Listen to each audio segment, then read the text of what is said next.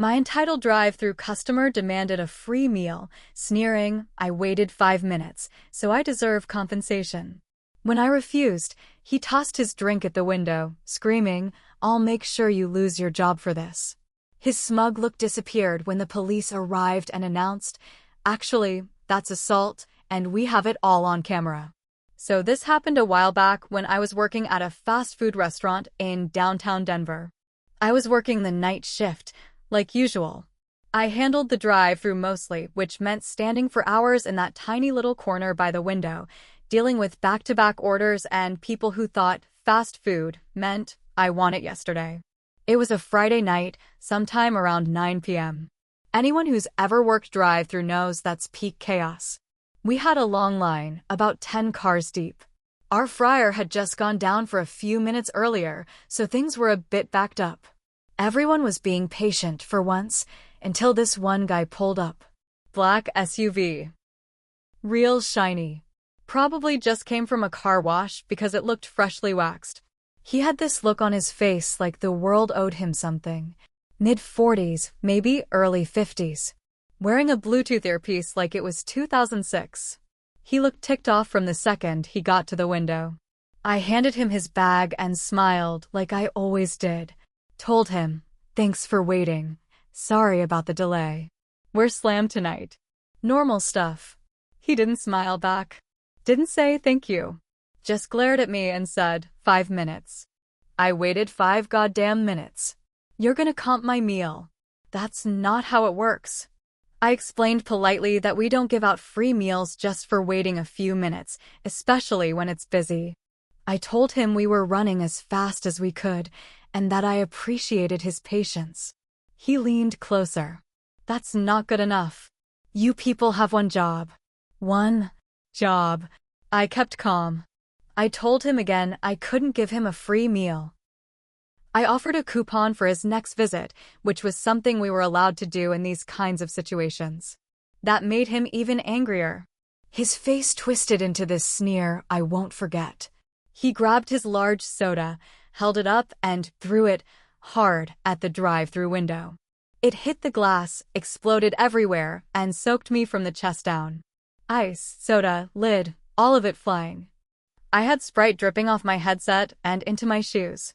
Then he shouted, loud enough that the next car heard him, I'm gonna make sure you lose your FNG job for this. He peeled out of the drive-thru so fast the tires screeched, and he took off down the street. The next customer in line just stared with his mouth open. I closed the window and stepped back, still dripping. I don't think I moved for a few seconds. Then my manager, Lisa, came running from the back. She saw the mess and asked what the hell happened. I explained it all, and she walked straight to the office without another word. About 10 minutes later, she came back out and said we had everything on camera, full high-def angle of his face, license plate clear as day, and the whole drink-throwing scene recorded from 2 different views. She asked if I was okay. I told her yeah, just cold and pissed off. I changed shirts and kept working. What else could I do? After closing, we called the police. They sent a couple officers over to take my statement.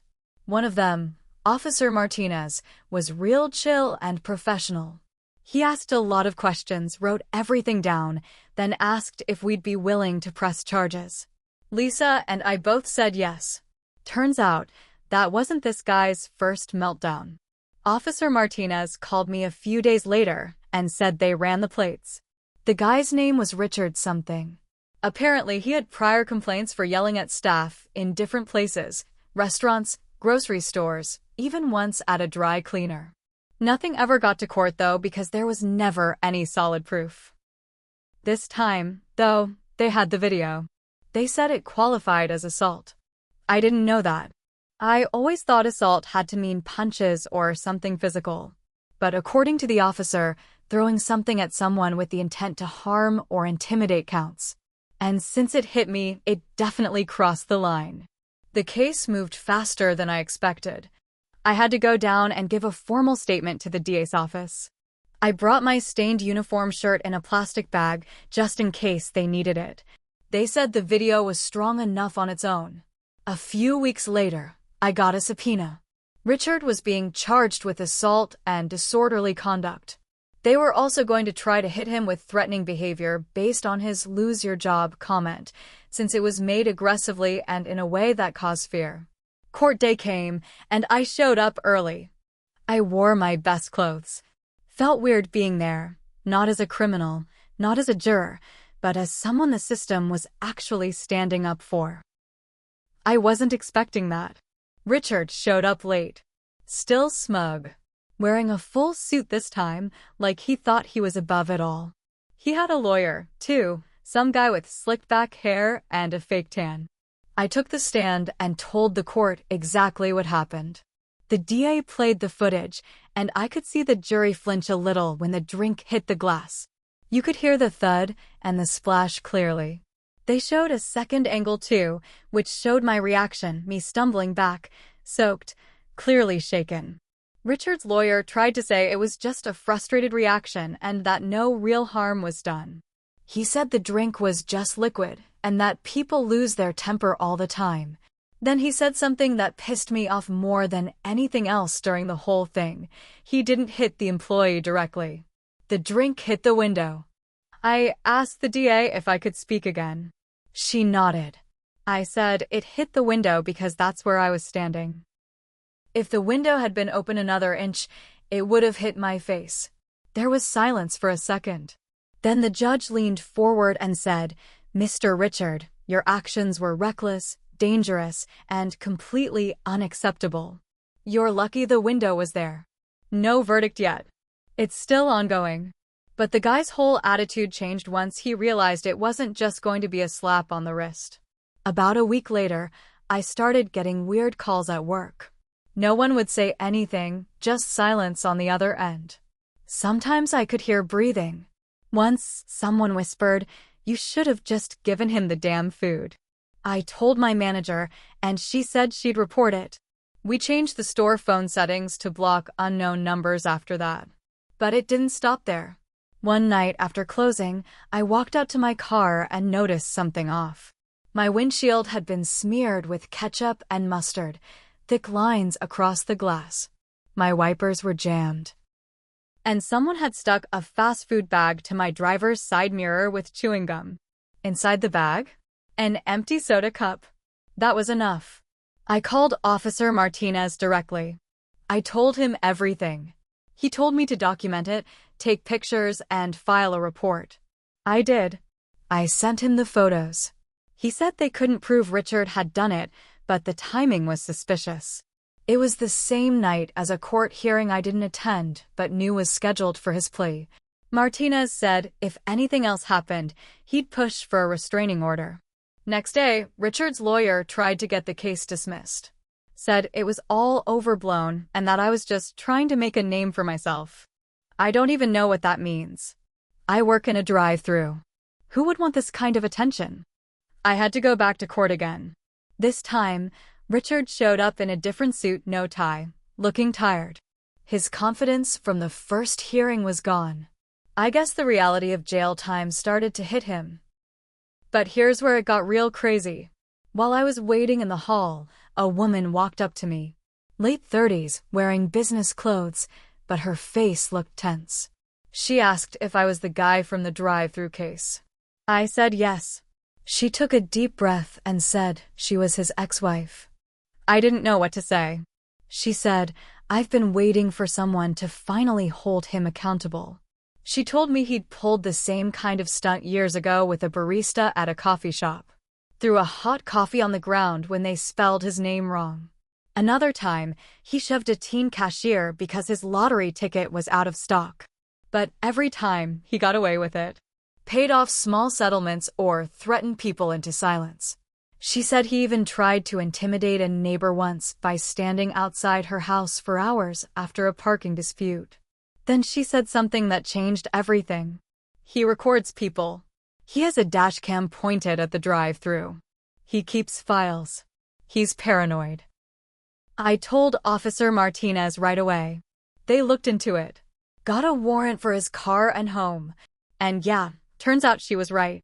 They found video files labeled with places, dates, and even employee names. Mine was in there. There was a folder called Drive-Thru Meltdown with a video of him waiting in line, getting more and more angry, muttering under his breath about stupid kids and lazy workers. Then the drink throw. Then him driving off and laughing. It was all on camera. From his own car. That changed everything in court. The DA introduced the footage as new evidence. Even the judge looked surprised. The video made it clear he'd planned to cause a scene. You could hear him say, "If they don't comp it, I'll make them regret it." Suddenly his lawyer started trying to settle, offered an apology letter and community service. The DA said no. They were pushing for jail time now. Not just for the soda throw, but for harassment and possible witness intimidation. That's when things got even more personal. One morning, I woke up to a knock on my apartment door. I live on the second floor, no elevator. Pretty quiet neighborhood. It was early, like 6:30 a.m. I opened the door and no one was there. But taped to the doorframe was a note. "Stay quiet, stay safe."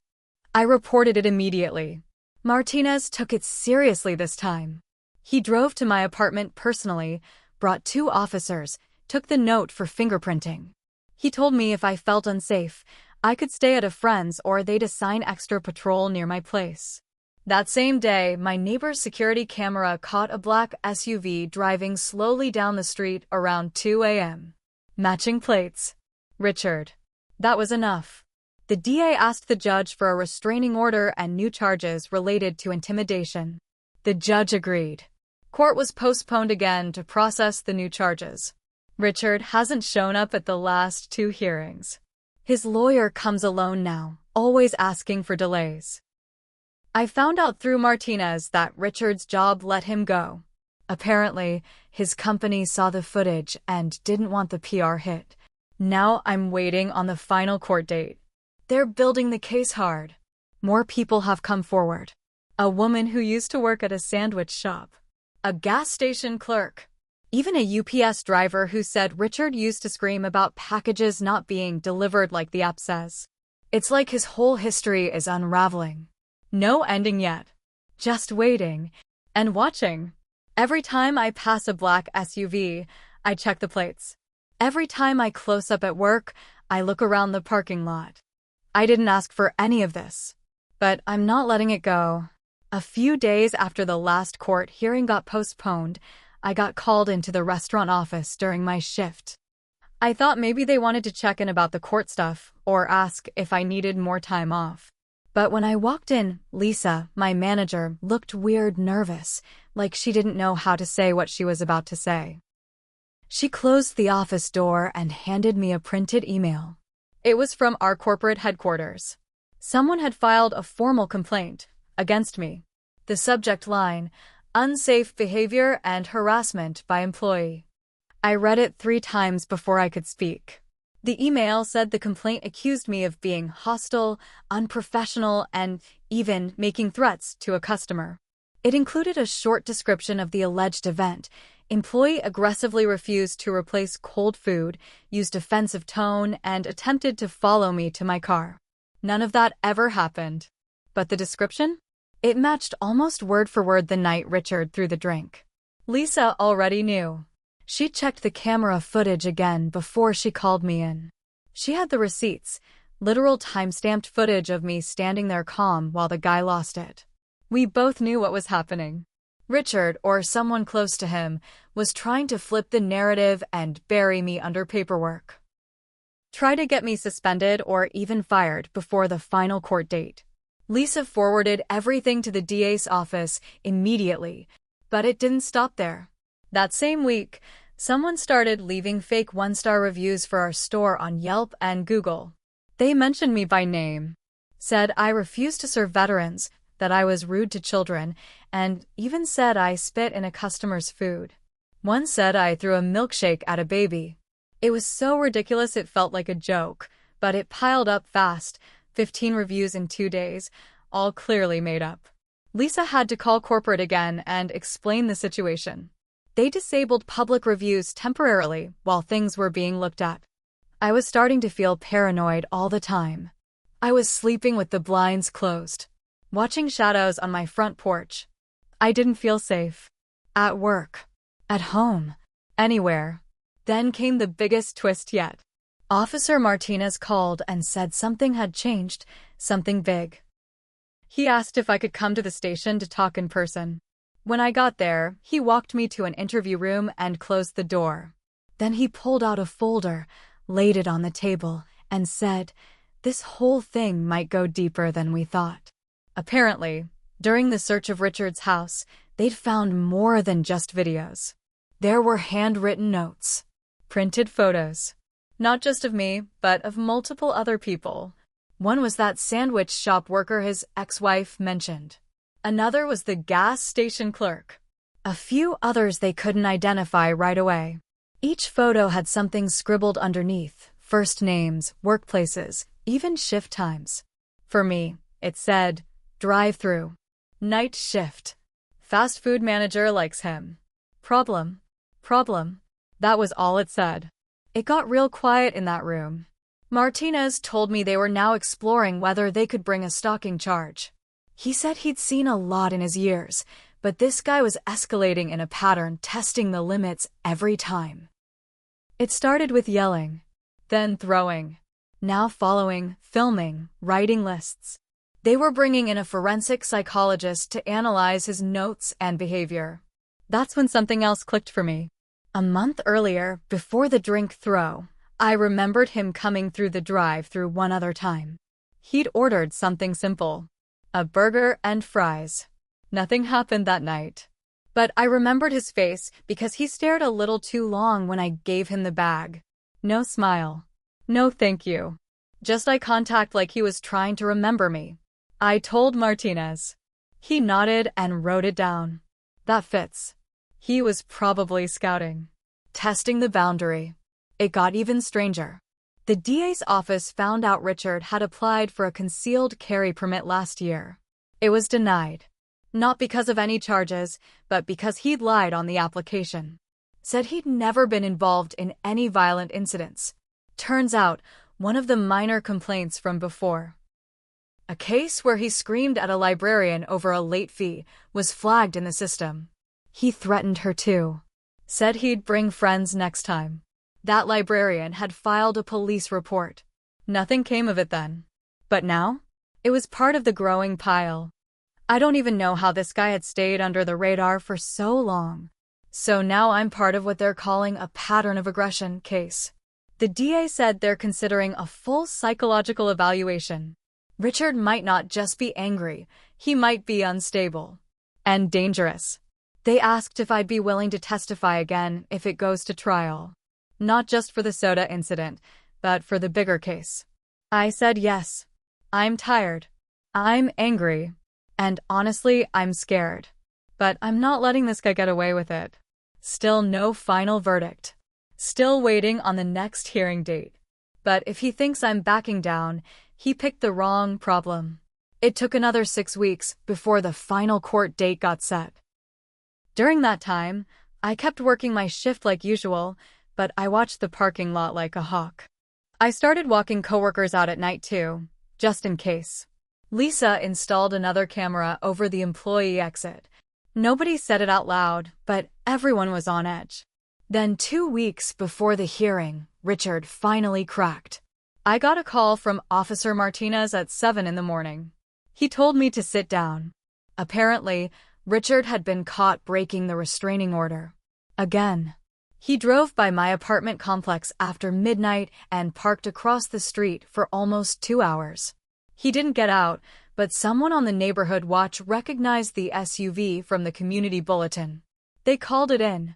Cops showed up just as he was pulling away, and they got him. He had duct tape, zip ties, and a baseball bat in his trunk. The officers searched his SUV again. Inside the glove box, they found something else, a printed map. My apartment, my workplace, Lisa's house. All circled in red. That was it. They locked him up until trial. No more delays. No more excuses. The court date was moved up. The courtroom was packed that day. Not just me, The coffee shop girl, the gas station guy, the sandwich shop worker, even the UPS driver. They all showed up. So did Richard's ex-wife. And the librarian from years ago. All there. All angry. All ready. I gave my testimony again. This time, I wasn't just talking about a spilled soda. I talked about the stalking, the threats, the fake reviews, the notes taped to my door. I told them I wasn't scared of him anymore. I was pissed off. The others spoke too. One by one. Their stories added up to something heavy. A man who used his money, his threats, and his bitterness to try and break people down. Then the DA showed the jury the map. The photos. The voice clips. One of them? Richard muttering on his dash cam, "Gotta teach these kids respect. I'll show them how to be afraid." He didn't look smug anymore. He looked empty. Sweating. Pale. His lawyer didn't even try to defend it. Just asked for leniency, saying Richard was troubled and had lost control. The judge didn't buy it. He sentenced Richard to 6 years, 2 for the assault and stalking charges, 4 for attempted intimidation and repeated violations of the restraining order. No parole for at least 3. Ordered psychological counseling. And banned him from contacting any of us. Ever. When they cuffed him and led him out, he glanced back for a second, right at me. But there was no hate left in his eyes. Just fear. Fear that he finally couldn't control the story anymore. I won't lie, I smiled a little. Not proud of it, but I did. After everything, he earned it. And here's the part where I admit something. I made a mistake too. I didn't take it seriously in the beginning. I thought I could shrug it off. Clean the soda off my shirt, keep working, pretend it didn't matter. I almost didn't press charges. I almost stayed quiet. Almost let it slide because I didn't want to be the guy who made it a big deal. If I had done that, who knows what would have happened next? To me. To someone else. So yeah, I made a mistake. But I learned from it. Never let someone scare you into silence. Not because they're louder. Not because they're older. Not because they have money. And especially not because you think no one will believe you. Someone will. Now I've moved on. Got a better job. Left fast food for good. Still in Denver, but I live on a higher floor now. Better locks. 2 security cams. Lisa got promoted, by the way. She runs 2 stores now. She called me last week just to say thanks for sticking it out. Said they now have a full training policy for handling threats and abuse. I'm still not sure what Richard wanted from any of this. Control? Power? Respect? Whatever it was, he lost it all. And me? I walked out clean. And I never handed out another free meal again.